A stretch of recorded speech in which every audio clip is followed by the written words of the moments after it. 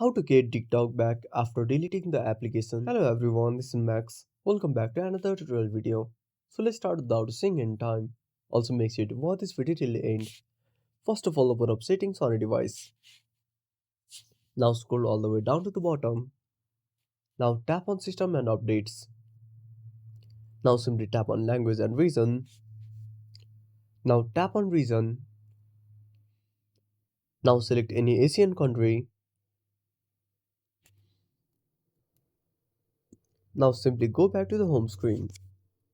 Now open up Play Store. Now tap on restart. Now tap on the search bar.